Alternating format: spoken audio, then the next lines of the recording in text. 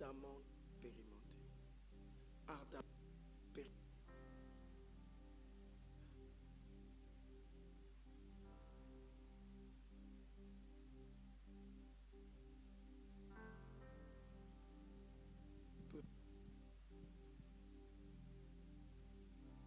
Soir, toute la gloire te revient.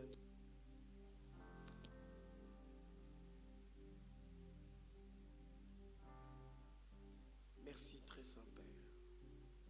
Nous te voulons. Nous te voulons. Pas une vie sans toi. Pas un pas sans toi.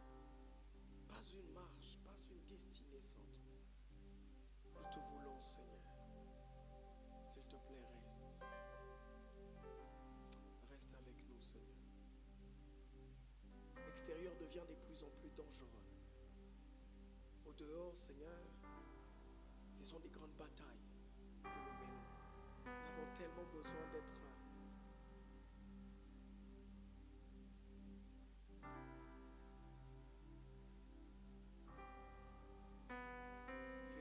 Seigneur.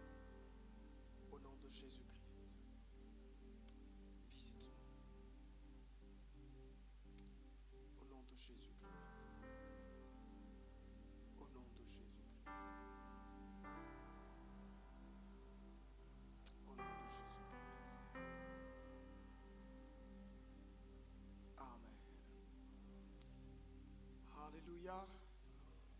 Est-ce que le Seigneur peut nous faire du bien ce soir? Est-ce qu'on peut acclamer ses dieux,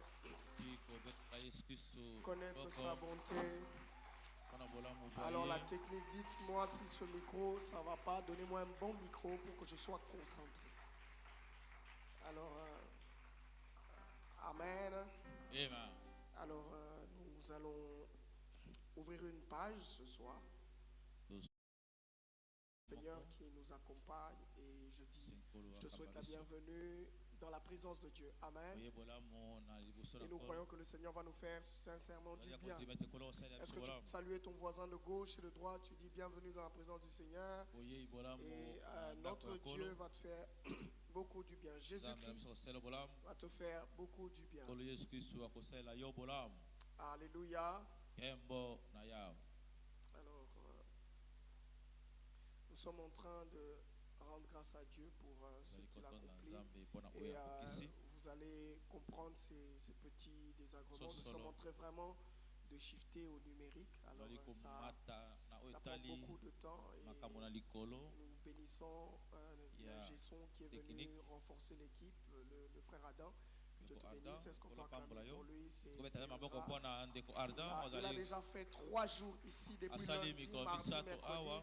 Et il quitte ici tard pour essayer d'accorder les choses. Ça prend beaucoup de temps, des temps d'ajustement, le temps de maîtrise. Alors, nous prions vraiment qu'après, nous puissions basculer vers des bonnes choses et que tout se calme. Amen. Et nous bénissons le Seigneur pour notre Père qui s'investit afin que nous puissions servir le Seigneur dans les meilleures conditions. Alléluia. Je n'ai pas dit des bonnes conditions, mais je disais dans les meilleures conditions. Est-ce qu'on peut acclamer le Seigneur pour notre Père, pour son nom? Bénissons Dieu. Alléluia. C'est vraiment beaucoup d'investissement dedans, mais il arrive un temps, on va vous expliquer ce que nous sommes en train de dire pour mieux l'appréhender. Mais que le Seigneur nous bénisse. Alléluia. Et entre-temps, nous sommes en train sincèrement de bénir ceux qui sont connectés sur Pareil à l'Aigle TV, sur ceux qui nous suivent sur notre chaîne Facebook. Que le Seigneur Jésus vous fasse beaucoup de bien. Alors, beaucoup de bien. Alléluia. Est-ce qu'on peut bénir ceux qui sont connectés? Nous sommes en présentiel. Gloire au Seigneur. Amen. Amen. Alors nous prenons notre texte biblique de base que nous allons lire. C'est un verset hyper connu, ça c'est vrai. Alors nous sommes dans le livre des Juges au chapitre 13, le verset 1er. Alors il avait plu à Dieu de m'ouvrir cette parenthèse, mais après il l'a très vite refermée. Alors pendant à Dieu comment je vais m'orienter, il me dit tu dois finir ce que tu as commencé. Ici, alors, par la grâce de Dieu, il a réorienté les choses. C'est ça que l'on va aborder. On va aborder peut-être 4 mercredis ou 5 d'enseignement. Et nous allons nous asseoir sur ce texte. Nous commençons Juge au chapitre 13, le verset 1. C'est un verset super connu des chrétiens. Alors, nous lisons au nom de Jésus-Christ. La Bible dit ce qui suit. Les fils d'Israël firent encore ce qui déplaît à l'Éternel. L'Éternel les livra entre les mains des Philistins pendant 40 ans. La Bible dit qu'il y avait un homme de Tsoar, de la famille de Danit, et qui s'appelait Manoach. Sa femme était stérile et n'enfantait pas. Un ange de l'Éternel apparut à la femme et lui dit, voici, tu es stérile et tu n'as point d'enfant. Ça c'est vrai. Mais qu'est-ce qui se passe après? Tu deviendras enceinte et tu enfanteras un fils. Voici, tu es stérile et tu n'as point d'enfant. Mais tu seras enceinte, tu deviendras enceinte et tu enfanteras un fils. Et la Bible poursuit en disant, maintenant prends bien garde. Ce fils n'est pas normal, ne boit ni vin ni liqueur forte et ne mange rien d'impur. Car tu vas devenir enceinte et tu enfanteras un fils. Le rasoir ne passera point sur sa tête. L'enfant sera consacré à Dieu dès le ventre de sa mère. Et ce sera lui qui commencera à délivrer Israël de la main des Philistins. La Bible poursuit en disant, la femme alla dire à son mari, un homme de Dieu est venu vers moi et il avait l'aspect d'un ange de Dieu, un aspect redoutable. Je ne lui ai pas demandé d'où il était, ne m'a pas fait connaître son nom. Mais il m'a dit, tu vas devenir enceinte et tu enfanteras un fils. Et maintenant ne bois ni vin ni liqueur forte et ne mange rien d'impur parce que cet enfant sera consacré à Dieu dès le ventre de sa mère jusqu'au jour de sa mort. Est-ce qu'on peut souligner cela? Dès le ventre de sa mère jusqu'au jour de sa mort. Manoach fit cette prière à l'Éternel. Ah Seigneur, que l'homme de Dieu que tu as envoyé vienne encore vers nous et qu'il nous enseigne ce que nous devons faire pour l'enfant qui naîtra. Dieu exauça la prière de Manoach et l'ange de Dieu vint encore vers la femme. Elle était assise dans un champ et Manoach, son mari, n'était pas avec elle. Elle courut promptement. Cette fois, l'ange de l'Éternel attend. Donner cette nouvelle à son mari et lui dit, voici l'homme qui était venu l'autre jour vers moi m'est apparu. Manoach se leva, suivit sa femme, alla vers l'homme et lui dit, est-ce toi qui as parlé à cette femme? Il répondit, c'est moi. Et la Bible dit, Manoach dit, mais maintenant, si ta parole s'accomplit, que faudra-t-il observer à l'égard de l'enfant et qu'aura-t-il à faire? L'ange de l'Éternel répondit à Manoach, la femme s'abstiendra de tout ce que je lui ai dit. Elle ne goûtera d'aucun produit de la vigne, elle ne boira ni vin ni liqueur forte et elle ne mangera rien d'impur. Elle observera tout ce que je lui ai prescrit. Manoach dit à l'ange de l'Éternel, permets-nous de te retenir et de t'apprêter un chevreau. Ça on parle d'offrande. Nous faisons un grand bond, nous allons vers le verset 24. La Bible dit ceci, la femme enfanta un fils comme il lui donna le nom de Samson. L'enfant grandit et l'Éternel le bénit. Et l'esprit de l'Éternel commença à l'agiter à Macédan, entre Tsoréa et Estoa. Amen. Amen. Alors la Bible dit, lorsque l'on descend les chapitres suivants, tu es avec moi, Samson descendit à Timna et il vit une femme parmi les filles des Philistins. Lorsqu'il fut remonté, il déclara à son père et à sa mère et dit, j'ai vu à Timna une femme parmi les filles des Philistins, prenez-la maintenant pour ma femme. Son père et sa mère lui dirent, n'y a-t-il point de femmes parmi les filles de tes frères et dans tout notre peuple que tu ailles prendre une femme chez les Philistins? Qui sont ces incirconcis? Et Samson dit à son père, prends-la pour moi car elle me plaît. Et la Bible poursuit en disant, son père et sa mère ne savaient pas que cela venait de l'Éternel, car Samson cherchait une occasion de dispute de la part des Philistins. En ce temps-là, les Philistins dominaient Israël, parce qu'au début, Israël a péché. Alléluia. On peut se rasseoir, que le Seigneur nous bénisse. Alors je vais ajouter un troisième texte. Le deuxième texte que je veux accoler à celui-ci, c'est un texte aussi connu, Luc au chapitre 19, verset 41. La Bible dit, comme il s'approchait de la ville, Jésus, en la voyant, pleura sur elle. Et ça, c'est sur Jérusalem que Jésus est en train de pleurer. Il dit, si toi aussi, au moins en ce jour qui t'est donné, tu connaissais les choses qui appartiennent à ta paix. Mais maintenant, elles sont cachées à tes yeux. Alléluia. Et la Bible poursuit en disant, je viens bientôt. Notre texte de base de cette année, je viens bientôt. Retiens ce que tu as, afin que personne ne prenne ta couronne. Retiens ce que tu as, afin que personne ne prenne ta couronne. Je suis de Apocalypse au chapitre 3, le verset 11.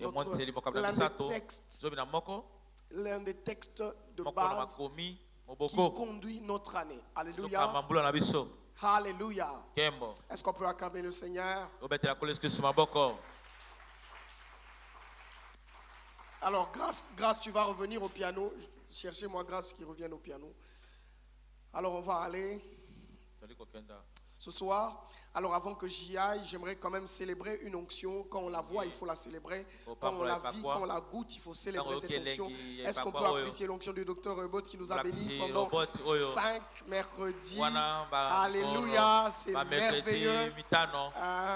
C'est hyper merveilleux. Vous savez, quelquefois, quand vous voyez des hommes debout ici, vous ne savez pas ce qui se passe derrière. Au fond de toile, vous pouvez voir combien ils sont debout. Mais si on vous disait qu'avant qu'ils soient debout, il est en train de pleurer, de gémir de douleur, vous n'allez pas croire. Mais c'est effectivement la gloire, la couronne qui est attachée à notre appel. Alléluia. Je bénis puissamment ce sacrifice qui étant assez compliqué, mais il a tenu. Et je crois que le Seigneur est fidèle, comme on a l'habitude de dire. Le Dieu de notre Père est très fidèle. Et je crois que sa fidélité continuera d'éternité en éternité dans nos vies. Alléluia. Et je prie que cette grâce bénisse le monde, que cette grâce bénisse des contrées lointaines, que des grandes portes s'ouvrent. Alléluia. Vous savez, j'aime toujours cet adage de ceux qui disaient, nul n'est prophète chez soi. Le prophète n'est jamais bien reçu chez soi. Vous savez combien de richesses sortent de cet hôtel? Si vous vous mettiez à digérer chaque minute, chaque seconde, on va se mettre simplement à genoux pour dire, Seigneur, tu es bon à notre égard. Comment tu fais, Seigneur, pour nous nourrir de cette façon? Alléluia. On a l'habitude de rire, on dit ça, ce sont parfois des prédications, des vies et des destinées que l'on met ici à la chair gratuitement parfois. Ce sont des prédications qui, quand tu la donnes une seule fois à un endroit, vous avez perdu le docteur. Donc si on l'invite quelque part aux États-Unis et il donne juste un seul enseignement de ce qu'il nous donne ici, je vous assure, ces gens-là peuvent réclamer. Ils disent, bon, toi tu sors d'où? Finalement, reste avec nous. Alléluia, on n'est pas plus là-bas, on est prêt à tout payer. On va tout loger. Prends même ta famille, venez au pas. Mais vous savez, quelquefois, quelques endroits, on ne comprend pas cela. Je vous assure, il y a des endroits où on a envie de nous garder. On dit ne rentrez plus, on peut tout payer, tout faire pour vous. On se dit non, on a une maison, on doit rentrer là-bas. On bénit la formation, l'éthique et l'école de notre Père. Alléluia. Cette rigueur nous bénit et nous fait tellement du bien. Et je crois que chaque fois où on va à l'extérieur représenter cette maison, il y a des fleurs qui sont jetées à son ministère, non seulement à cause de la qualité de la parole, mais aussi à cause de la discipline que nous témoignons à l'égard des pères et des grâces à l'extérieur. Alléluia. Amina. Puisse le Seigneur bénir le docteur. Est-ce que tu peux acclamer encore une fois?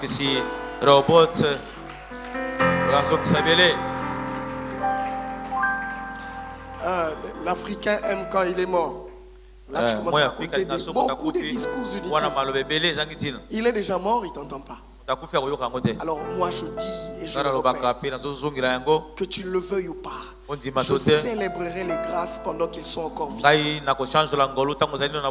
Alléluia. Amina. Amen. Amen. Voilà, que Dieu bénisse toute l'équipe et toute la maison. Amen. Alors on va parler de quoi ici? Je ne suis pas venu faire l'apologie du docteur. On va parler de quoi ici? Écoutez, on va ouvrir une brèche. Un enseignement que l'on va commencer, que l'on avait déjà annoncé, mais qu'on va poursuivre. On va parler de la vie de Samson, un exemple d'acquis divin dilapidé.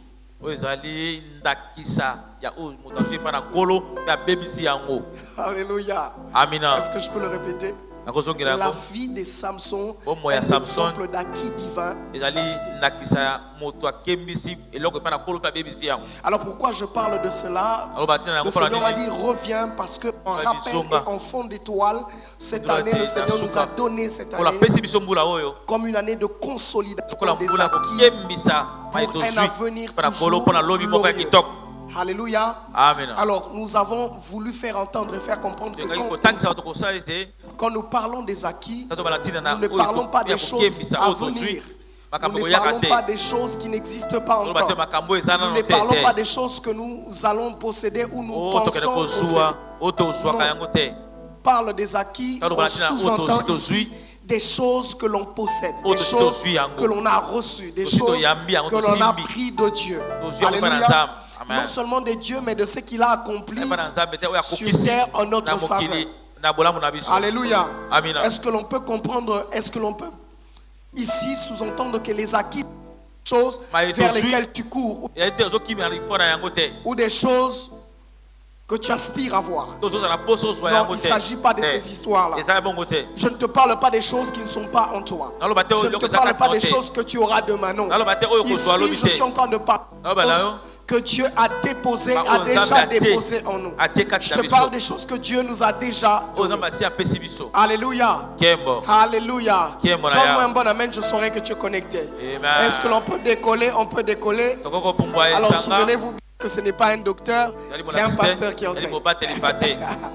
Alors, je ne serai pas très exégétique, pas très théologique, mais je prie que je sois très édifiant. Alléluia. Parce que mon but n'est pas de nous faire la croissance. Mon but n'est pas que de te donner des informations, mais je veux que ces informations t'emmènent à des décisions. Que ces informations brutalise et choque ta vie. Oh, combien je prie Dieu que ce soit tu sois encore chamboulé par les types de révélations que tu entendras. Combien je prie que pendant tous ces temps que nous aurons à passer, que Dieu chamboule ta façon de concevoir la vie ici sur terre. Donne-moi un bon amen, nous allons avancer. Tente de dire donne un bon amen et nous allons progresser. Alléluia. Et n'aie pas peur que les cultes deviennent tout à coup mystiques. C'est comme ça que ça se passe. Alléluia. J'aime le mouvement de Dieu. On peut commencer avec des informations et puis on finit avec la démonstration. C'est comme ça qu'il fait. Alléluia. Ne te sens pas gêné que l'information passe à la démonstration, que la démonstration passe à la transformation. Alléluia. Tout ça dans la présence de Dieu, il peut l'accomplir. Alors je me laisse totalement conduire par le Saint-Esprit. Amen. Alors, c'est vraiment un thème assez choquant. Mais je me plais de le dire parce que je dis ici que le but c'est vraiment de nous bousculer. C'est vraiment de nous pousser à quelque chose. La vie de Samson, comment on va dire que c'est un exemple d'acquis divin dilapidé. Tout au long de ces partages, on va comprendre peut-être un peu. Parce que ce soir, je veux m'assigner de vous dresser un panorama de notre marche. Je veux vous présenter une carte, un itinéraire que l'on va suivre tout au long de mon enseignement, afin de t'attiser et de te donner l'envie, le goût de soupirer après les révélations qui sont cachées dans cet enseignement. Alléluia.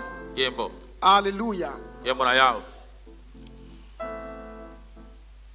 Alors, la Bible nous a, par ce texte, planté la vie de Samson.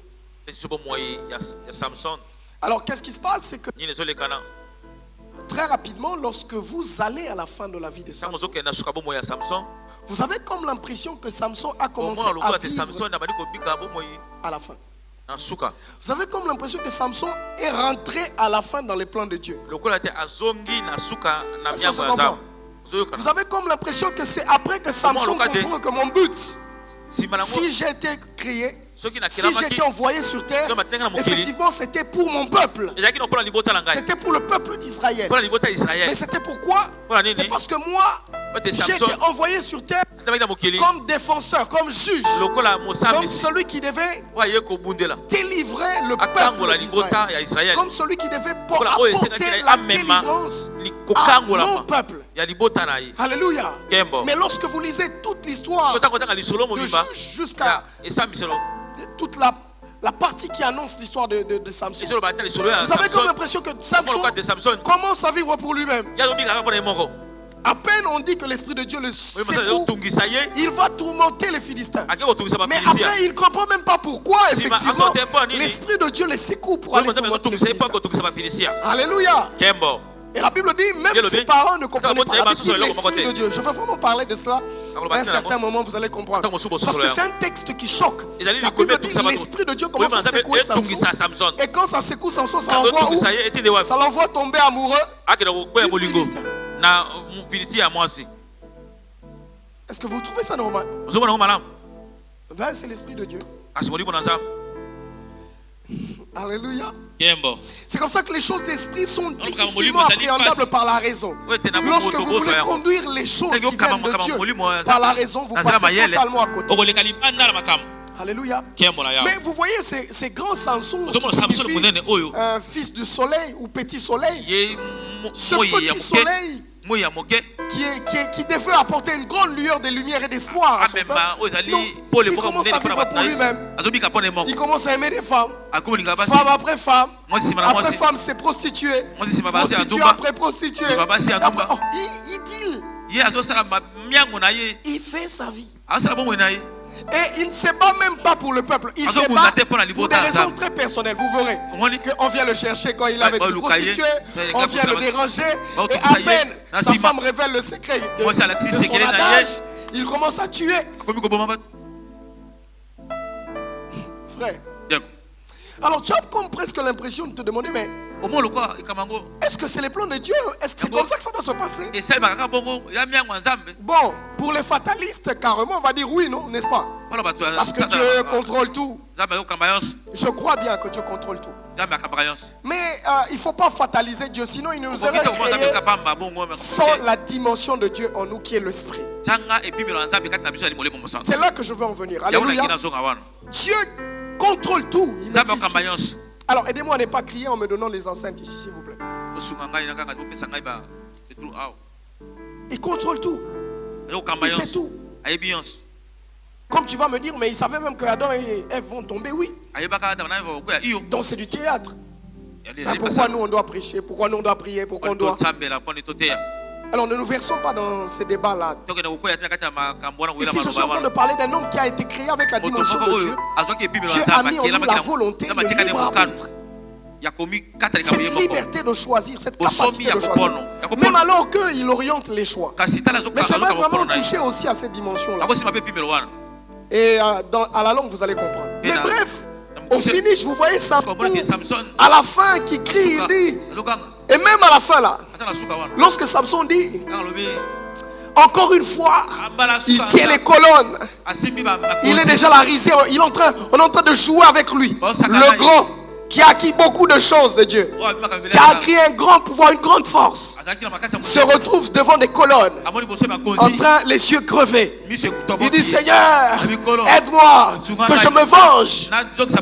Il ne dit pas que je sauve le peuple. Il dit aide-moi à me venger des Philistins parce qu'ils ont crevé mes yeux.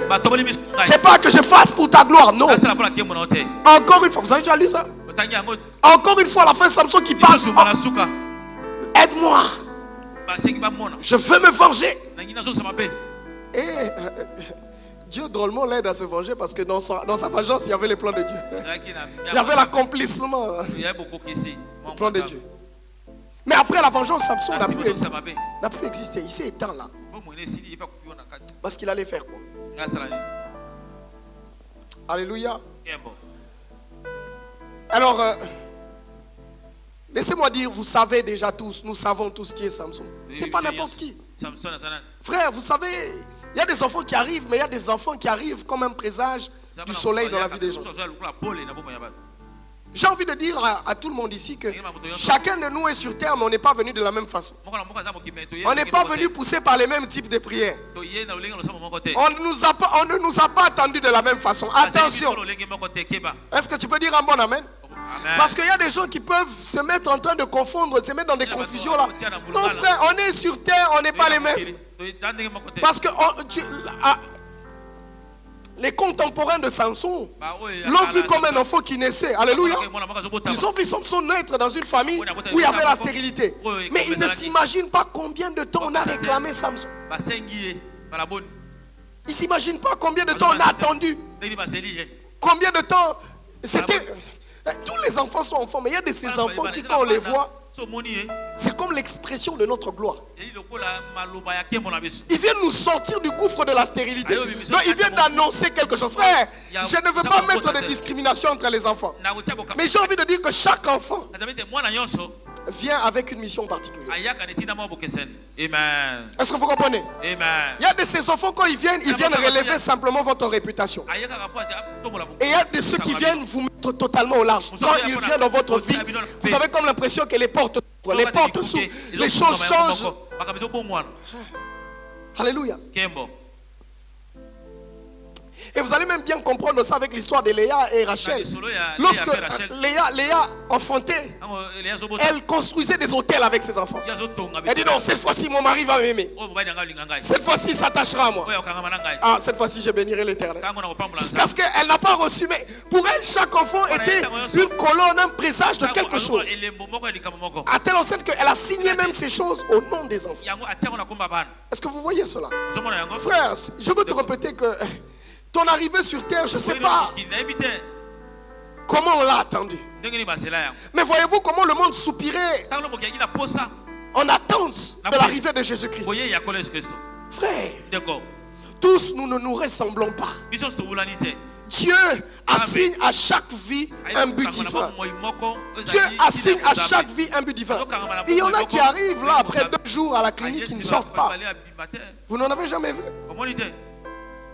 Ils sortent, ils sont vivants, mais après 2 jours, et ils ne sortent pas en dehors de l'enclos de l'hôpital, même pas de leur chambre, même pas de la cellule de traitement. Alléluia. Il y en a encore d'autres qui sortent de la chambre, ils arrivent jusqu'à la maison, mais après 1 mois c'est parti. Alléluia. Et il y en a encore qui entrent drôlement comme Béthalel, mon fils, j'ai jamais compris. Lui, il est venu mort, mais on l'a réanimé sur terre. On dit non, on a encore besoin de toi, toi tu pars pas. Et bam, il revient. Chaque vie est tellement présageant quelque chose. Ici, je suis en train déjà d'installer la particularité. Je suis en train déjà d'installer une notion que tu comprendras plus tard. Mais retiens ce que je suis en train de dire. Samson arrive parce que je suis en train de contextualiser les choses. Il arrive dans ce contexte. Et imaginez-vous, frère, il y a un ange qui a visité ta maman. Il y a des gens qui ont reçu des anges pour que les enfants viennent. Frère, il y a des gens qui ont reçu des anges pour maintenant tu vois ces enfants-là venir sur terre. Elles deviennent prostituées. Est-ce que vous pensez que c'est normal? Vous voyez comment c'est tragique. Tu as demandé un enfant pendant 10 ans et puis à peine à 12 ans on l'engrosse. Donc elle fait que 12 ans de vie, sa destinée, poum, connaît un autre tournant. Vous savez comment ça fait mal? Alléluia. Vous savez comment c'est difficile de porter un enfant pendant longtemps et il sort sur terre. Zododo. Il a pris, il a piqué une crise. Pam.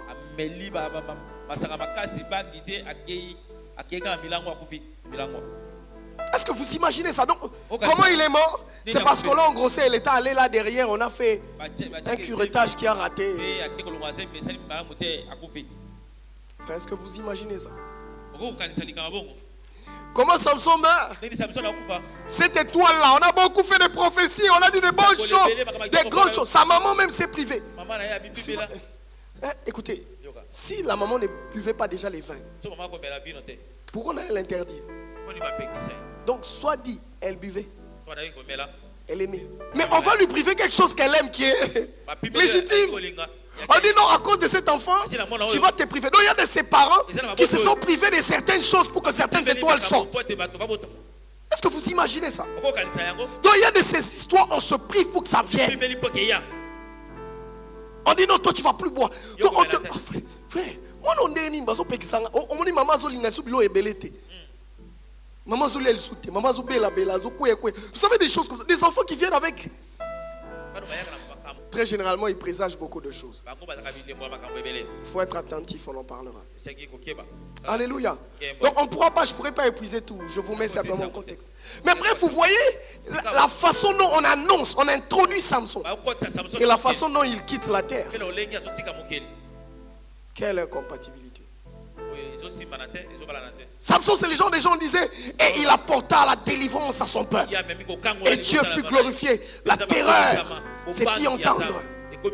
Et ils vécurent heureux jusqu'à ce que Dieu le reprit. Non. Alors que quand on prophétisait, on disait, celui-ci, il servira à la gloire de Dieu et de son essence jusqu'à... Le rasoir ne passera pas, c'est un naziréen. Il sera fort. Et je vous dis ceci.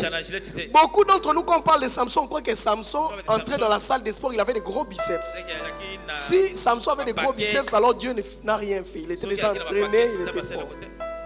Frère, évitez de nous dire, de nous caricaturer Samson. Vous voyez comment à la télé on nous montre Samson avec des gros biceps, on lui donne déjà une longue taille. Non. La chose qui faisait la force de Samson ne résidait pas dans ses biceps. On dit ça résidait dans ses cheveux, frère. J'ai envie de te dire, de rien du tout, Dieu mettait... Dieu, écoutez, on voyait quelqu'un de normal. Mais quand comme ça.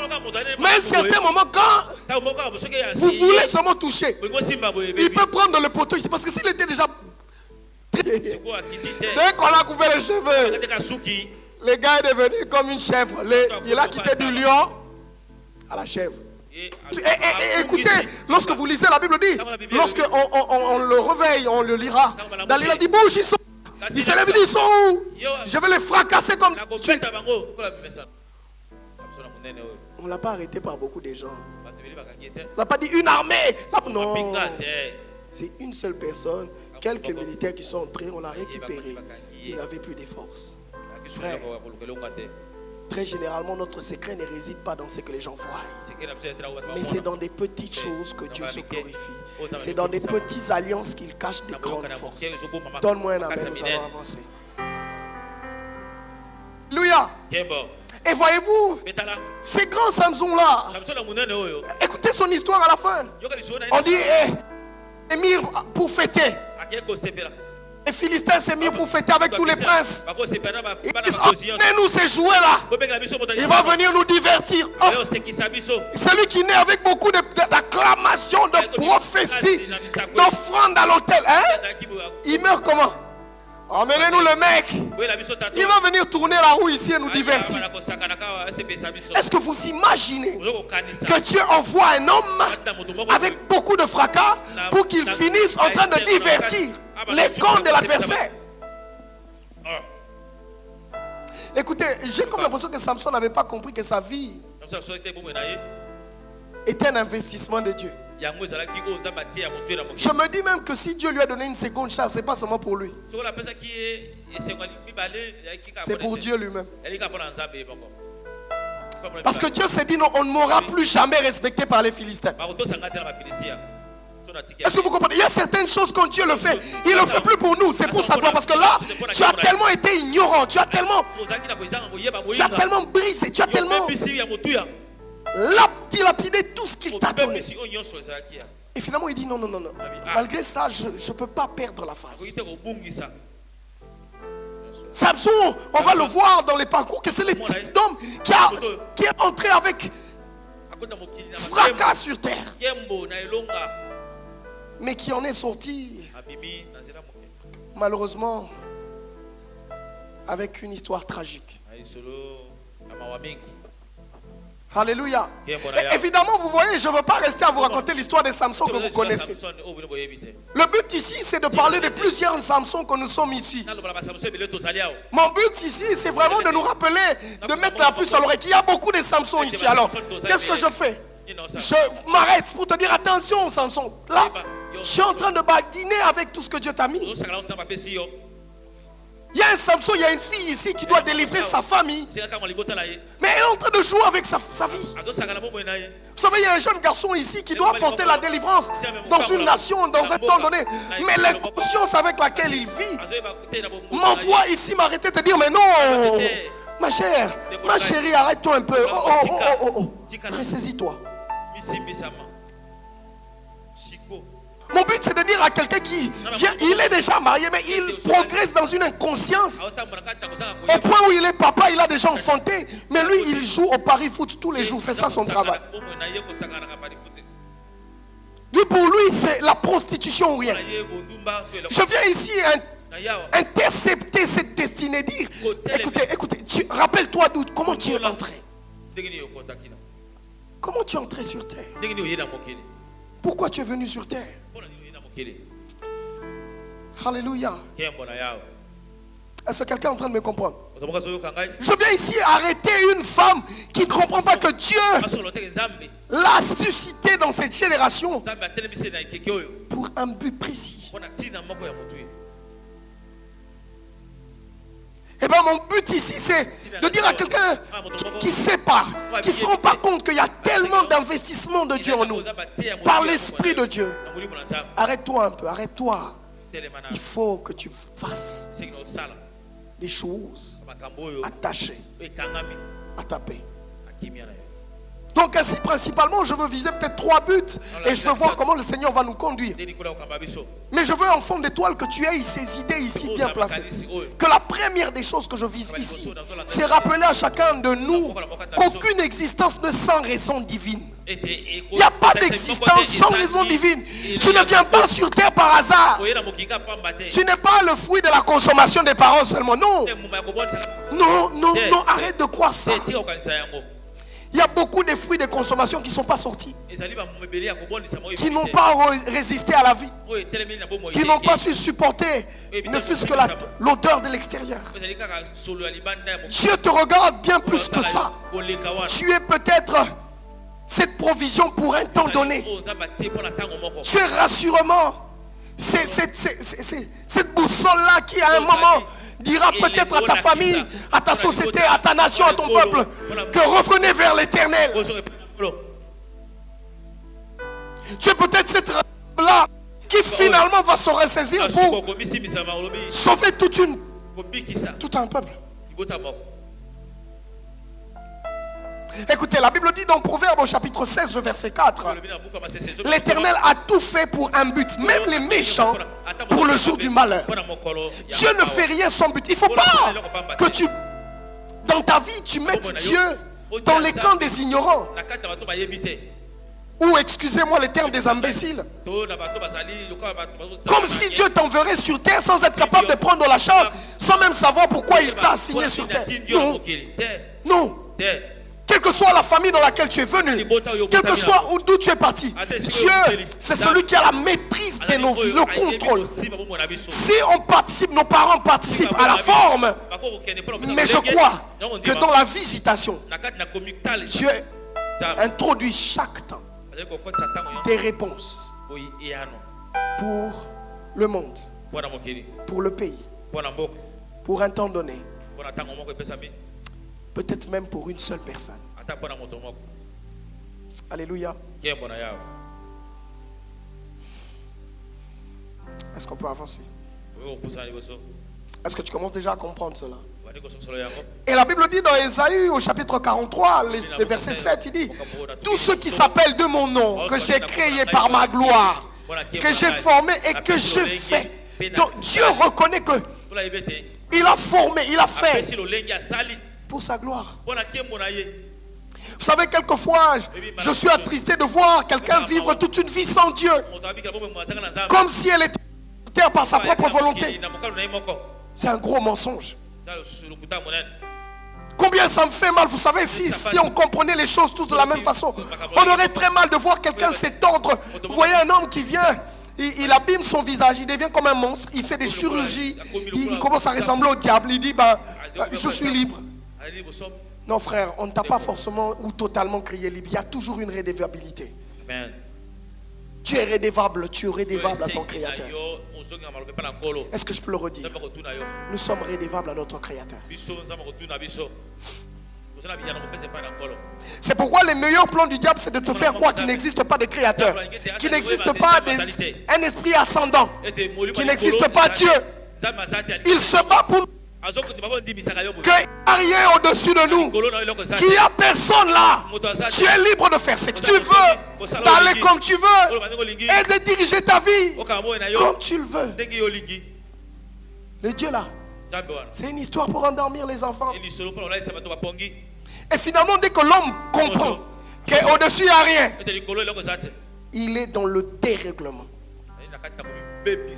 Et vous verrez que tous ceux qui sont dans le dérèglement, à la base, ils ont coupé, te fasse démarrer, t'accélérer dans le dérèglement. C'est d'abord de couper ce cordon de rédévabilité qui existe avec le Créateur. C'est de te faire croire que Dieu n'existe pas. Oh, c'est un mensonge. Ah, on a dit ça seulement pour te faire peur. Excusez-moi. Donne-moi un bon amen. On va continuer, excusez-moi. Alléluia. Alors je ne saurais pas vous expliquer pourquoi j'ai ri. Amen. Que l'on comprenne qu'il y a un Dieu. On est rédéfable à ce Dieu-là. Sûrement on t'a réclamé sur terre. Sûrement tu es une réponse. Et tu n'es pas venu pour rien sur terre. Tu n'es pas en pèlerinage inutile. Dieu t'a mis pour des très bonnes raisons. Mais quand je te vois vivre, tu as comme l'impression que c'est toi qui as improvisé ce temps-là. Et tu connais même à quel moment tu vas couper ça. Personne d'entre nous n'a le contrôle sur cette réalité-là.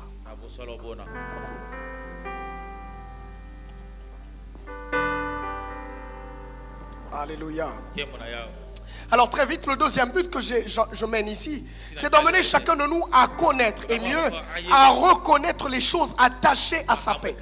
Je me dis, oh, si Samson savait bien plus tôt les choses qui étaient attachées à sa paix, il aurait quitté la terre en euros. Il aurait quitté la terre peut-être mieux comme Paul.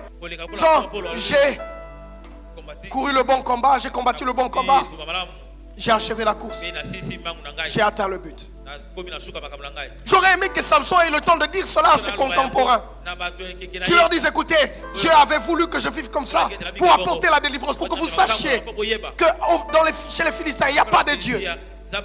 Il n'y a que lui seul. Alors je m'en vais glorieusement. On conterait des histoires à l'honneur de Samson. On narrerait des belles histoires. On ferait des cantiques. On dirait il y a eu un temps où Dieu a envoyé un homme, Samson, qui a apporté la délivrance. Mais malheureusement, vous savez, l'histoire de Samson, c'est alingaki chéri et puis boy chéri akepa chéri et puis chéri ti asuki chéri mususwana allié à kufi à bommier. Vous voyez des histoires comme ça? Vous connaissez des gens pareils? Donc sa vie s'arrête à chéri, chéri, et puis soukaka kabaye bizaki déjà que vie on les amabe à kufi. Il n'a pas écouté, il est allé par l'autre femme. Tu vois comment il a terminé la vie. Frère, est-ce que tu penses vraiment que c'est normal que ta vie se termine comme ça? Alors je me demande, et que malheureusement il n'a même pas eu des enfants, sinon je ne sais pas ce qu'on aurait dit à ses enfants. Votre papa c'était un grand homme, mais un hyper indiscipliné. Et voyez-vous, il y a de ces enfants qui ont ce genre d'héritage. On leur raconte vraiment que leur papa était un grand homme, mais un hyper indiscipliné. Il a laissé des enfants partout. Il a fait des bêtises. Donc rien de ce qui peut t'ascenser, te mettre sur les routes et baliser pour accomplir une destinée. Il y a des gens comme ça. Ma chérie, ici ce soir, Dieu t'envoie et t'emmène ici pour que tu puisses couper ce cordon avec cette mauvaise histoire. Si eux, ils ont mal bâti, si tu as eu un mauvais relais, je veux te dire qu'à Golgotha, Christ t'a passé un nouveau relais. Tu as le choix. Christ t'a donné un nouveau relais. Il est possible que ton parcours soit clairement différent. La troisième des choses. Non, laissez-moi dire quand même quelque chose à cela. Lorsque vous lisez Ruth, au chapitre 1er, le verset 16, vous entendez un discours qui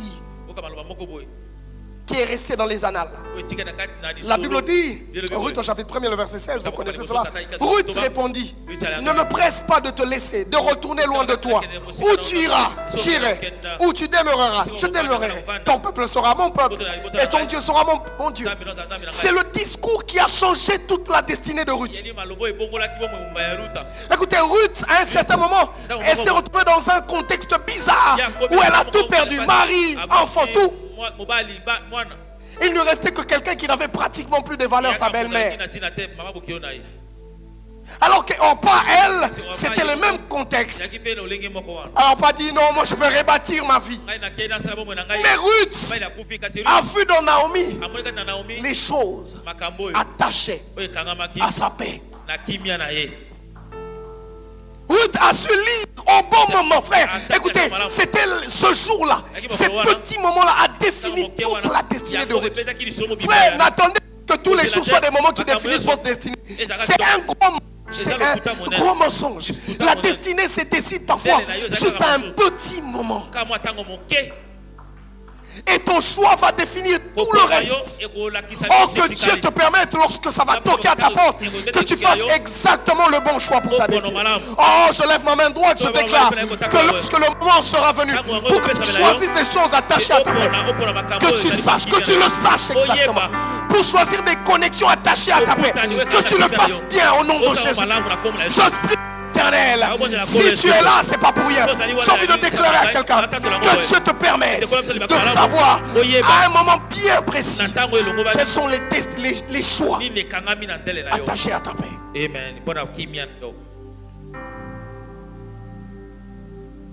Alléluia. Et bien, lorsque vous liguez encore, vous tournez la Bible, vous tombez sur une page sur 2 Rois au chapitre 22. Vous voyez Élie. La Bible dit dans 1 Roi, le chapitre 2, le verset 2, Élie dit à Élisée, reste ici, je te prie, car l'Éternel m'envoie jusqu'à Bethel. Et écoutez ce qu'Élisée lui répond. Il dit, l'Éternel est vivant et ton âme est vivante. Quitterai point. Et il descendit à Bethel avec. Frère, Élisée a dit, Élie, tu ne vas pas me laisser. Alors que le fils de Bethel disait, tu sais qu'on va enlever ton maître, hein? Aujourd'hui il sera enlevé. Alors au moment où les grandes décisions doivent se prendre, Élie vient et dit, Élisée, non, toi reste ici. Moi je parle. Élisée dit, écoutez, il y a de ces choses, c'est la violence. Il m'appelle Élie. Écoutez, ces personnes dans la vie, quand tu les rencontres, tu dois faire ce genre de déclarations. Toi là, je ne veux jamais, je ne veux pas te quitter. Alléluia. Tu as perdu tellement de choses parce que tu n'as pas connu les choses attachées à ta paix. Oh Samson, si tu avais écouté ta mère, si Samson était rentré dans le salon des parents, il dit, mais maman, comment vous m'avez demandé, quelles sont les circonstances, quelle est ma source? Ses parents lui auraient expliqué sa source. Vous savez, parmi les choses qui troublaient ma vie, c'était qu'à chaque jour de notre anniversaire, notre mère avait toujours l'habitude de nous raconter le contexte de notre arrivée. Elle prenait le temps à nous dire comment tu es arrivé, à quelle heure tu es arrivé, quelles sont les circonstances qui entouraient ta naissance. Et pour elle, qu'est-ce que tu signifiais à cette époque? Et peut-être que pour elle, c'était une habitude ou une révélation. Mais j'ai béni cette révélation dans sa vie. Parce qu'à chaque année, quand je grandissais, elle me rappelait quelle était ma source. Elle me rappeler quelles étaient les bonnes raisons pour lesquelles moi, sans laisser des traces. Oh, je ne cesserai jamais de bénir cette révélation dans la vie de ma mère. Même dans mes zones les plus troubles, tu vas aller ambiancer. Tu commences à être adolescent, tu veux t'affirmer. Quand tu reviens, elle te rappelle, Dieu, à cette heure, ton père n'était pas là. J'allais t'accoucher dans l'hôtel. D'ailleurs, avant, j'allais même t'avorter. Elle commence à te raconter. Et finalement, il y a comme une lumière qui entre dans ta tête qui te fait comprendre que Osborne, tu es rédévable à la vie. Et aujourd'hui, j'ai mieux compris. Pas à la vie, mais à Dieu. Alléluia. Alléluia. Et Samson, s'il était revenu, il dit, mais maman, parle-moi un peu comment c'était. Sa maman allait lui dire, Samson, on allait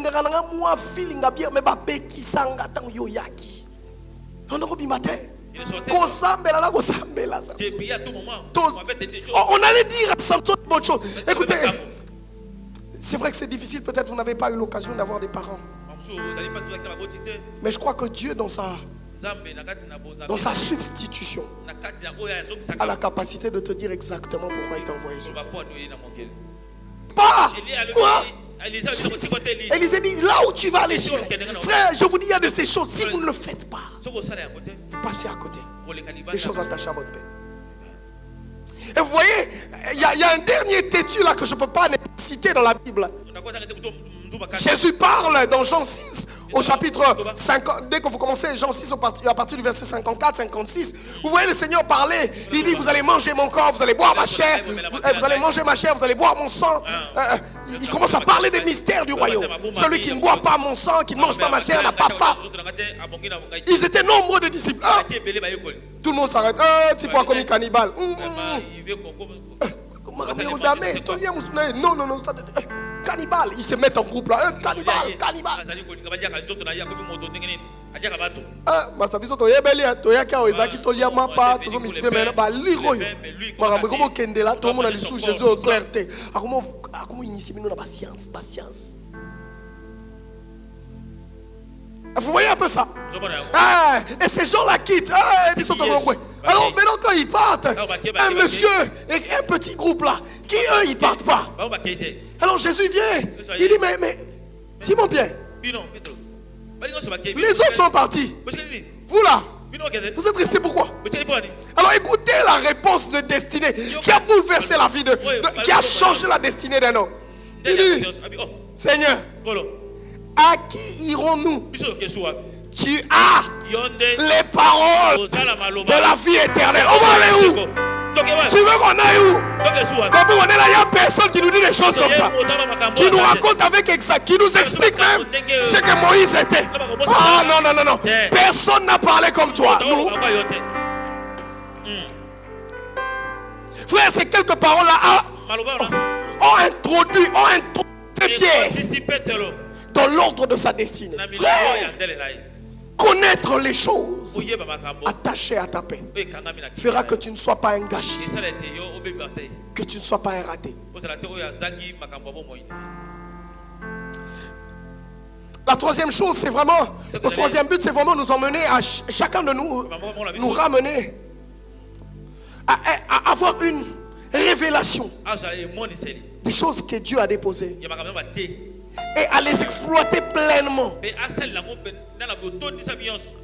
pour Dieu et au bénéfice de la mission qu'il a affichée. Donc connaître exactement, écoutez, connaître exactement ce que Dieu a placé en nous, avoir cette révélation là. Est-ce qu'un temps Samson ne devait pas s'arrêter de dire, Samson, tu es Samson, tu es qui? Tu es celui qui doit délivrer le peuple. Peut-être que cette révélation là aurait changé la vision des hommes. Malheureusement, il ne l'a pas eu. Il s'est battu pour les femmes, pour sa gloire, parce que son ego était titillé. Et il finit par se battre pour se venger. Bref, rien de ce qui donne la gloire à Dieu, parce qu'à un moment il s'est pas arrêté. Alors ici, je viens dire à un Samson ici, oh, arrête-toi, ma chère, mon frère, mon bien-aimé, homme frère. Écoutez, Dieu a déposé des choses que tu dois réaliser. Peut-être que tu es pas belle des figures, mais tu es très belle d'intérieur. Peut-être que tu n'as pas de biceps, tu es chétif. Mais dans ce gars chétif, il y a un esprit de géant. Parce que la taille ne fait pas l'homme. Parce qu'en toi là, vous n'avez jamais vu, j'aime ce que mon père dit, vous n'avez jamais vu des personnes chétives être gardées par des baraquets. C'est parce que tout se passe au niveau de la qualité et de la gloire qu'on a placée dedans. Vous voyez des géants avec des biceps, mais qui accompagnent un bout d'homme là. Et vous savez comment on l'appelle? Oui, patron. Alors il dit à ce grand géant, il dit allez, est-ce que tu descends, tu lasses mes yeux. Ces grands géants là, ces grands murs là de béton, descends pour les petits P.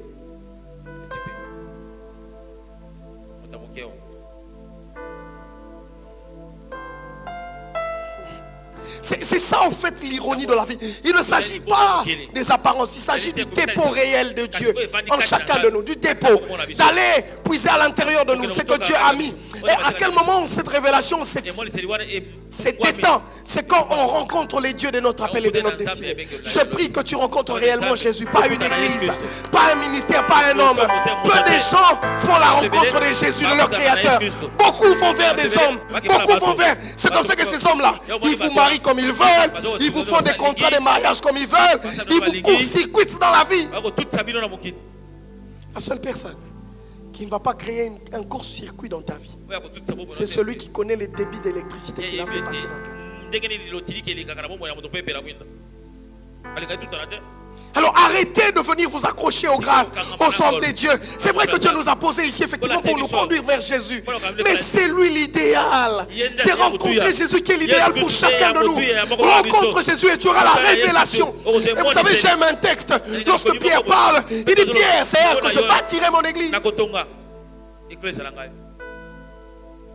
Et les séjours de mort ne prévaudront pas sur elle. Parce que Jésus pose la question, mais toi Pierre, ces gens-là ils disent que je suis qui?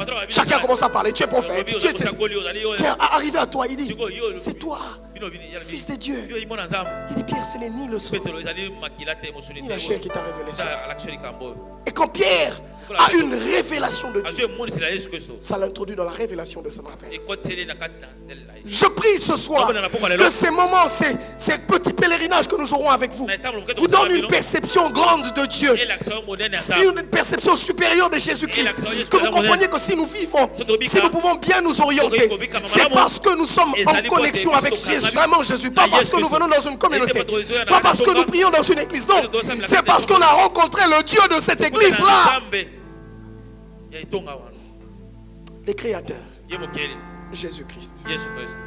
Alléluia. Est-ce que quelqu'un est en train de me comprendre? Alors cette vérité aura pour bénéfice que tu retiennes ces trois vérités. La première vérité, c'est qu'il est tragique d'avoir beaucoup et de donner peu ou même rien. Pourquoi il faudrait à tout prix que tu aies la révélation de ces choses? Parce qu'il y a quelquefois, vous savez comment nous on s'énerve quand on voit l'iPhone 15 entre les mains de nos parents? Parce que généralement les papas, ça a trois fonctionnalités: appel, couper, répondre, couper. Couper, répondre, appel, couper. Alors maintenant, donnez ça entre les mains d'un jeune homme qui comprend toutes les possibilités. Donc on donne à une personne qui il garde ça même bien, ça fait même 5 ans, mais même les capacités n'ont jamais été emmenées jusqu'au bout. Imaginez-vous, vous donnez un véhicule de course à quelqu'un qui ne fait pas la course. Donc il conduit première. Même les véhicules lui-même ils réclament. Il dit mais est-ce que tu ne sens pas que mon moteur demande la course? Il y a des gens comme ça, ils se mettent entre des hommes, les mains des hommes de Dieu. Il ne peut pas t'utiliser au maximum. Parce qu'il ne sait pas exactement à à quoi tu es appelé. C'est le Saint-Esprit de Dieu qui vient activer les maximums en nous, qui vient exposer le potentiel maximum en nous. Est-ce qu'on peut se donner au Saint-Esprit? Est-ce qu'on peut aimer notre Créateur? Hein? Vous voyez un fold de thé entre les mains des mamans. Vous savez ça fait quoi? Appel, couper, charger, appel, couper, charger. Gloire à Dieu qu'elle a eu des petites filles qui disent non maman, il y a aussi WhatsApp. Ah, c'est comment? Demande lui dit non, il n'y a pas que WhatsApp. Il y a aussi Wi-Fi. Ah, il y a Wi-Fi. C'est où?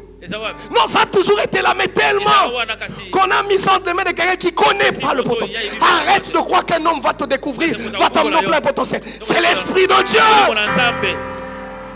Tu n'éclates pas, tu ne brilles pas parce que celui qui doit t'utiliser à plein potentiel n'est pas là. Tu es loin, très loin de ton Créateur. Tu es dans les imaginaires. Tu viens tromper les gens dans l'église et tu crois que tu es pour une église. Frère, peut-être que ici c'est même pas là où on découvrira ton plein potentiel. Tu viens perdre ton temps. Parce que pendant que nous on parle d'ailleurs, tu ne nous écoutes pas. Pendant qu'on te dit ça, tu boudes. Mais tu fais quoi ici? Va chercher où tu auras le plein potentiel. C'est ça le but d'un serviteur, d'être capable de dire à quelqu'un que ici tu n'es pas au bon endroit. Parce que là tu marmonnes, tu murmures. Mais comment on va te guider? Comment on va t'emmener à bon port? Toi tu connais déjà tout. Si tu connais tout ici, c'est plus ton endroit. Si tu maîtrises déjà, tu t'es trompé de quartier. Va au quartier où il y a quelqu'un qui connaît plus que toi. Parce que là, tu ne vas plus rien apprendre. Tu es dans les murmures. Tu es dans les refus. Tu es dans les je sais tout. Vous savez, lorsque vous voyez quelqu'un, je me suis toujours disputé avec une certaine catégorie de personnes. Tu as déjà vu, tu as envie d'apprendre, mais tu demandes au professeur de t'apprendre comme toi tu veux. Vous avez déjà retrouvé des types de personnes comme ça. Elle ne connaît pas ou il ne connaît pas. Il veut que tu apprennes, mais il choisit la méthode par laquelle tu dois l'apprendre. Moi, dès que tu commences à je ne t'apprends plus. Parce que si tu ne connais pas, tu ne peux pas connaître la méthode pour connaître. Apprendre, c'est être capable de se laisser malayer. C'est laisser emmener à gauche ou à droite. C'est pas quelqu'un qui apprend. Au communal. Moi, je n'aime pas qu'on m'étape. Il y a des enseignants. C'est toi qui enseignes. C'est ça le malheur. Le premier moment où on s'expose à l'apprentissage, c'est quand on est prêt à se livrer. C'est quand on est prêt, on te dit voilà. Vous avez déjà vu une eau remplie, un vase rempli, être rempli encore? Non. Le seul moyen de mettre quelque chose dans quelqu'un, c'est qu'il faut qu'il fasse le vide. Et pourquoi l'Esprit de Dieu ne fonctionne pas avec nous? Parce qu'on est tellement plein de nous. On est tellement plein d'informations qui ne nous servent pas. Le jour où on commence à dire Esprit de Dieu, quitte-moi un peu. Comme il veut, parce que l'Esprit de Dieu, il peut te bousculer, il peut te taper, il peut te faire pleurer, il peut t'attirer, c'est lui. Dès le moment où tu commences à te laisser, tu commences à prendre la forme. C'est comme ça que la Bible parlant, il dit, c'est toi le potier et nous l'argile. Comment l'argile peut commencer à négocier la frère? Même, je demande même mon frère Mozambique qui est lui le maçon. Toi tu as déjà vu le bois te dire non, moi je ne veux pas, ne m'aime pas comme ça. Tu ne vas pas l'utiliser. Le seul moyen pour que tu sois usitable. Et combien de gens aujourd'hui ne sont pas malins, ne se laissent pas gouverner par l'esprit, ni guidés par le Seigneur. Frère, tu veux apprendre bien vite. Après décider de faire les vides dans ma tête. Parce qu'à chaque fois où on discutait avec lui, j'avais tellement beaucoup de données. J'avais tellement beaucoup d'informations. Et chaque fois où il voulait mettre l'information, on se heurtait. Quand il veut mettre des données, on se heurtait. Et dans nos conversations, même quand je vois qu'on se heurte, j'ai appris à me taire. À d'abord écouter. Vous voyez? C'est pas qu'on se heurte toujours pas, on se heurte. Mais quand je vois que la finalité, c'est que c'est le but que l'on vise, je me tais. J'écoute. J'apprends. Que l'Esprit de Dieu aide quelqu'un. Et je veux ouvrir 4 grands chapitres que nous allons étudier. On aura 4 parchemins. On va s'arrêter à 4 arrêts. Le premier arrêt, ça sera parler de ta source, l'origine, les réalités attachées à ta paix. On va parler sur la première partie. Je veux parler de ton origine, de ta source. Frère, très généralement, ta source définit la qualité de ta ressource. Tu ne peux pas être or, on te tire de l'or et puis tu deviens diamant. Impossible.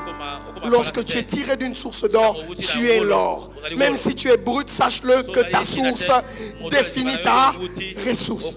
Frère, quand tu es tiré de Dieu, tu ne peux pas être investi par le diable. Il est à une réalité où beaucoup de gens s'arrêtent parce qu'ils n'acceptent et ne supportent pas la différence. Et là, je veux parler à 2 titres pratiquement. Le premier titre, c'est être capable de comprendre que je suis différent. On ne se ressemble pas, on est différent. Beaucoup de gens ne sont pas prêts. Samson, peut-être qu'on ne le prenait pas déjà comme un enfant normal. Déjà quand il était enfant, on lui mettait tellement de pression. Non, toi, c'est pas prophétie qu'on t'a. Frère, vous n'imaginez pas quelle est la pression qu'il y a dans la vie des héros. Et parfois, ces enfants meurent tôt. Parfois, les nés de la famille sont abîmés parce qu'on y met tellement de pression. Parfois, on tue les aînés. On tue des personnes qui sont appelées à de grandes responsabilités à cause de la pression. Il entend tellement, c'est toi qui dois tout faire. C'est toi qui dois. Tu dois être. Mais personne ne lui pose la question, comment tu te sens, Samson? Quand l'esprit t'agite, qu'est-ce que tu ressens? Personne ne pose la question à Samson. Comment tu te sens? Comment tu vas? Qu'est-ce que tu as entendu de Dieu? Non. On sait tellement tous que toi, tu es Samson. On te rappelle à tout moment que toi, tu dois délivrer les Philistins. Toi, tu dois délivrer les Philistins. Et à un certain moment, Samson craque, il commence à aller boire la bière. Il veut se défouler, il part chercher les femmes. Pendant que vous lui cherchez là-bas, il dit, ah, ma femme, ça va, ma solo, parce que Samson, c'est un homme. Alléluia. Mais en même titre, je veux parler aux Samson qui sont ici, qui n'arrivent pas à assumer la différence. Quelquefois dans les familles, il y a, mais tu dis, papa, pourquoi vous ne le tapez pas, vous ne le suivez pas, mais moi, vous êtes assez strict avec moi. Ben, c'est parce que quand toi tu venais, l'ange de l'Éternel nous avait dit que c'est toi qui vas porter toute la famille. Pourquoi on ne serait pas sévère à ton égard? Assume ta différence. Mais pourquoi tout le monde peut jouer au foot, ils sont habiles, mais moi, non, toi c'est pas ton domaine. Toi c'est ouvre un ouvrage, commence à lire. Parce que demain, c'est toi qui vas bien raconter l'histoire du Congo. C'est tout ça. Assumer la différence. Quelques personnes, surtout les filles, beaucoup ont subi beaucoup de pression très tôt. Elles ont craqué. Ah, j'en ai marre. Mais raconte toujours, il faut être non. Je viens de te dire, écoute. Si on le fait, c'est juste parce que tu es différent. C'est juste parce que on sait que Dieu t'a envoyé pour faire la différence. Écoutez, c'est pas tout le monde où on savait déjà qu'il viendra faire la différence. Samson né, les parents sont conscients que lui, il viendra faire la différence. Quelle pression. Samuel qui naît à peine, il quitte les laits maternels. On l'emmène dans le temple. Vous savez, j'aime quelque chose. On n'a jamais raconté comment Samuel se sentait qu'on allait le déposer. Mais imaginez-vous, vous allez déposer un enfant de combien? 4 ans, 6 ans? On dit, il avait quel âge? Mais tournons autour de cela. Vous voyez une fille comme Asnat, ma fille qui a pratiquement 5 ans, 6 ans, ou 7 ans, je la prends, je veux la déposer chez des moines. Comment ça se passe? Elle qui est habituée, je suis avec elle, je reviens, je l'embrasse. Mettez-vous à sa place. Enfin, parfois, on pense que l'acte que Anne avait fait était très simple. C'est quand on l'appréhende dans nos vies qu'on comprend que c'était tout un hôtel qu'elle venait de bâtir. Simon Samuel s'agrippait, il pleurait. Il dit, maman, tu ne peux pas me laisser ici. Mais je ne connais pas ces gens. Comment tu veux me laisser? Je ne veux pas rester. Sa maman lui a dit, Samuel, tu es différent. Non, maman, je ne veux pas. Non, je ne veux plus être différent. Je ne veux plus être différent, maman. Samuel, je t'ai demandé à Dieu. Et j'avais promis à Dieu que je te le prêterai. Et effectivement, certaines personnes sont gâchées là parce qu'ils payent le prix de la différence. Ben, j'aurai le temps de parler de cela. Ne rate pas. Je sais que ça parle à quelqu'un. Et la troisième, ça sera, on va parler de l'importance des autres dans la destinée. Parce que si Samson avait peut-être écouté les tiers autour de lui, il n'aurait pas dilapidé toutes les grâces qu'il avait. Et quand je parle de cela, je parle d'une part d'apprendre à reconnaître les connexions des destinées, les personnes importantes, les parents, son peuple, Dieu, les Philistins, les Delilah. Savoir lire ce qui nous entoure nous permet de bien nous orienter. Et d'autre part,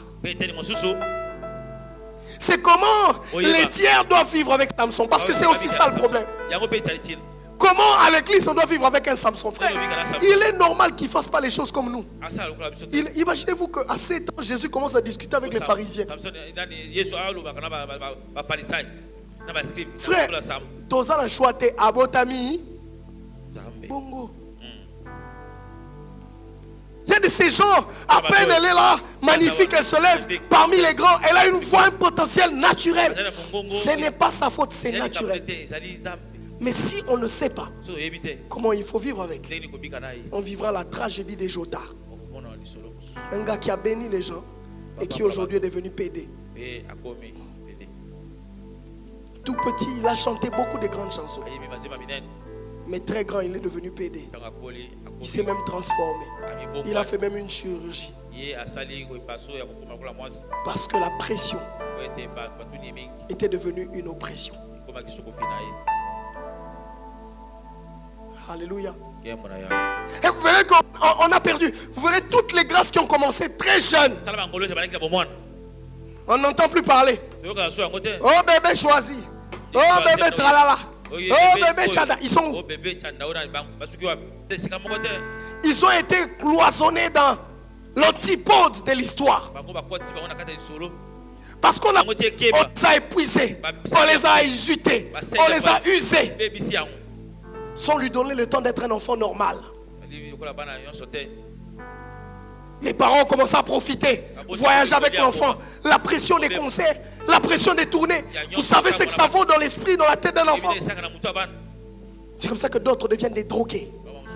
Parce que l'environnement, au lieu de bénir le Seigneur pour ta présence, ils ont commencé à exploiter ta présence.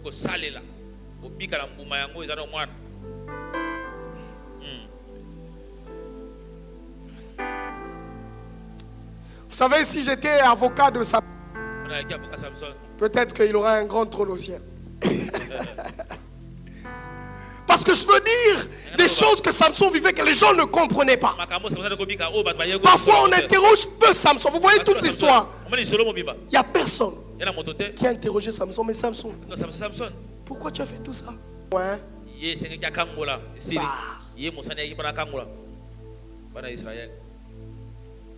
Et enfin, on va s'arrêter pour parler d'opérer dans son champ d'application, dans le chemin de son appel. Voyez-vous, je crois que si Samson était resté dans le champ de son application, dans l'enclos de son appel, il serait resté efficient, efficace, et il aurait accompli pleinement la mission. Mais c'est quand il n'a pas compris le champ de son appel. Il a voulu s'étendre. Il a voulu. Beaucoup de gens passent à côté juste parce qu'ils ne comprennent pas les champs d'application. Jésus-Christ arrive, Jean-Baptiste introduit Jésus. Jean-Baptiste, ta mission est finie. Mais Jean-Baptiste, au lieu de s'arrêter là, non, il va. Il commence à aller parler au roi. Non, mais ton travail est fini, le Messie est là. Il condamne le roi et dit qu'il t'a permis. Jean-Baptiste, l'onction qui était sur toi vient de s'arrêter. Tu étais venu pour préparer. Mais fini, disparaît. Jean-Baptiste, non. Il continue. Et vous savez ce qui se passe? Une fille danse. Et le roi lui dit, qu'est-ce que tu veux? Donne-moi la tête de Jean-Baptiste. Vous pensez que si la mission de Jean-Baptiste se poursuivait, Dieu allait permettre qu'on ait la tête? Non. Jean-Baptiste, rentre au désert parce que ta saison s'est arrêtée. Demande à Dieu comment je dois aller. Parce que vous avez même lu les doutes dans Jean-Baptiste. Il dit, allez demander, est-ce que c'est toujours lui? Oui, parce qu'il y a un temps noir, un temps sombre où Jean-Baptiste, ton temps vient de se finir. Prépare ta sortie. C'est ça le problème avec les ouins. On croit qu'on est éternel. On croit que parce qu'on a fait, on a rempli des stades, on remplira. On croit que parce qu'on a été, on était. Non. Prépare les générations. Prépare la succession. Sois capable d'être assis et qu'on t'acclame. Ne meurs pas la tête coupée sur la chair. Ne pique pas Christ sur une chair. Beaucoup de pasteurs ici ne meurent pas parce que Dieu veut, non. Parce qu'ils s'entêtent à croire que tout ce qu'ils font là, ils vont le faire jusqu'à la mort. Oh non, c'est Jésus qui m'a appelé jusqu'à la mort. C'est faux. Il y a un certain moment, Jésus t'a appelé à te calmer. Tu as formé des enfants, commence à t'équilibrer. Et ils sont jeunes, ils peuvent battre les mêmes parcours. Non, on est toujours Ngaï Nzambe, Ngaï Moto Nzambe, après oh, Abeli, Nini Mouteme Vimbi. C'est parce que tu n'as pas appris l'art de repos. Tu n'as pas cru en ce que Dieu t'a donné comme enfant. Et finalement, quand on commence à te dire tu ne peux plus, ton cœur commence à battre mal. Tu commences à chercher. Je vais prendre l'enfant où? Je vais remplacer. Allez, toi, les voyous là, viens prendre tout ce que j'ai fait à souffrir. Parce que tu n'as pas su préparer la saison qui arrive. Vous voyez des parents qui laissent des gros bâtiments à des inconscients. Quand vous laissez ça, ils commencent à vendre stratégiquement cela. S'ils ne vendent pas, ils se tuent, ils se détruisent avant même que les maisons soient vendues. Le grand frère va chez le féticheur, la grande soeur va chez l'autre féticheur. Ça devient des combats des féticheurs. Tu as laissé des héritiers inconscients. Parce que pour toi, tu crois que c'est fabriquer des maisons qui sont importantes pour la vie. Non, c'est la qualité des choses que tu plantes dans la tête. Parce que quand toi tu as commencé à planter, tu n'en avais pas. La seule chose qui t'a permis de planter, c'est ta tête. Et non ce que tu avais entre les mains. C'est la vision et la perception que tu avais de la vie. Je prie que je sois les gens de Père qui acclameraient mes enfants, qui verront mes enfants faire mieux que moi, qui verront mes enfants aller bien plus loin que moi. Je prie que dans ma vieillesse, en mon nom, je ne veux pas partir parce que je me suis imposé dans le temps. Je veux partir parce que c'est le temps de partir. Je vous dis, beaucoup de parents, beaucoup de ministres, beaucoup de leaders, surtout en Afrique, partent vite. Parce que vous verrez en Europe, même des grandes entreprises, à un certain moment, le père la laisse. Il dit, je laisse, je reste dans la direction. Mes enfants vont continuer à travailler. Ceux que j'ai formés vont continuer. Il va à Hawaï. Il commence à prendre le jus. Et vous vous étonnez comment il fait 80 ans sans miracle, sans démon. Non, il sait qu'il fallait travailler. Et à un certain moment, il fallait se donner du repos. C'est une loi que Dieu a créée. Si tu ne sais pas faire la part des choses, tu vas mourir. Tu tombes sur la chair. Oh, papa Koufi Bademo, Bademo te. Papa Yemrondo qui a vinae.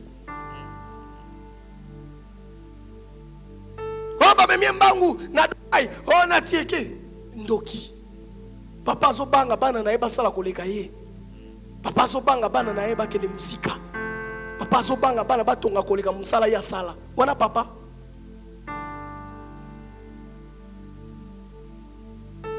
Azobanga ke gaz à moi, Nelekaye. Papa, mais au sali déjà gaz. Moi, on a repouvé au nid. La grandeur du leadership, c'est aussi être capable d'enfanter des grands leaders. Je prie, Seigneur, que tu nous aides à enfanter des grandes générations. Que ceux qui sortent de nous soient plus grands, plus élevés, plus renommés. Connaître le champ de ton application te donnera de l'accélération, te donnera de la paix, te donnera de la longévité. Que le Seigneur te bénisse.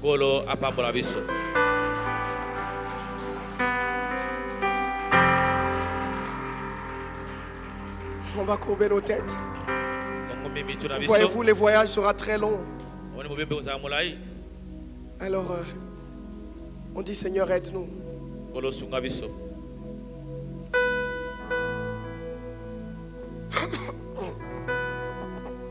Est-ce que tu peux parler au Seigneur?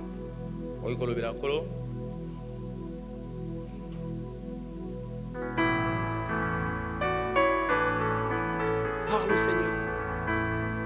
Dis-lui,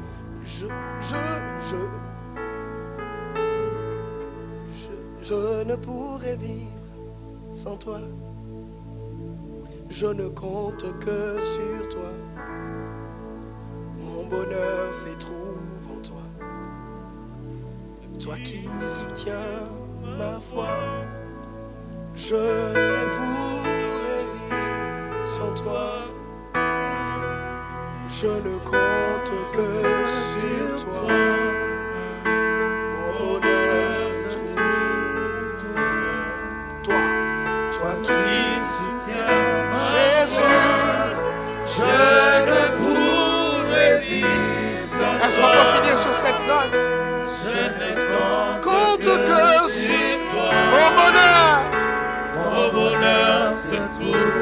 Toi qui soutiens ma foi, toi qui soutiens je ne pourrais vivre, je ne pourrais vivre sans toi.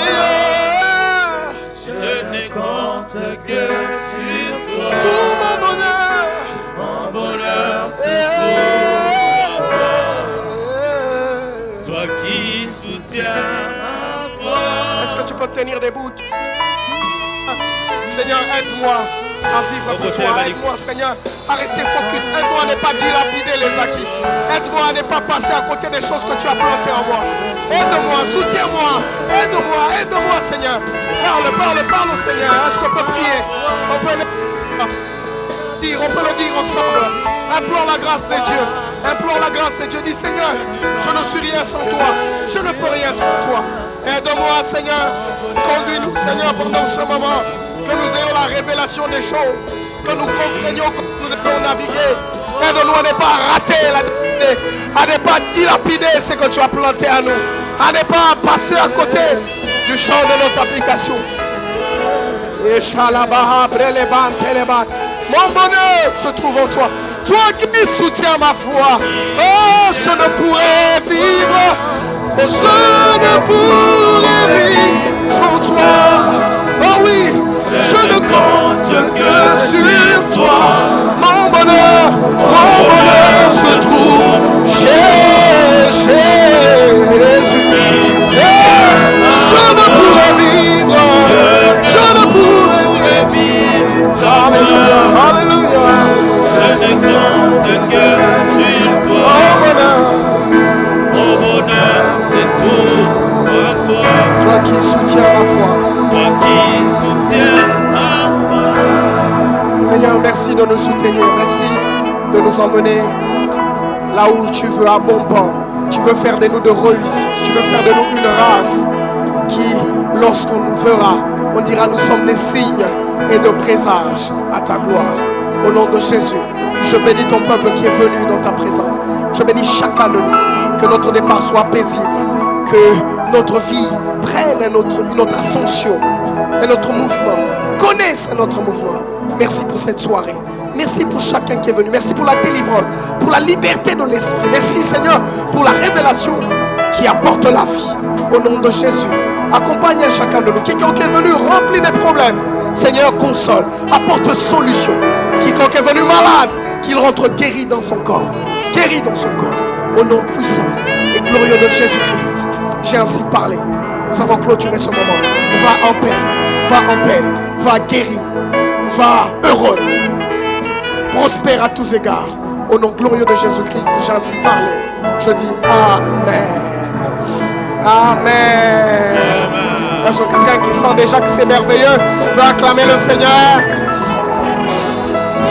Ah, est-ce que tu peux dire à ton... Je ne veux pas rater, je ne veux pas rater.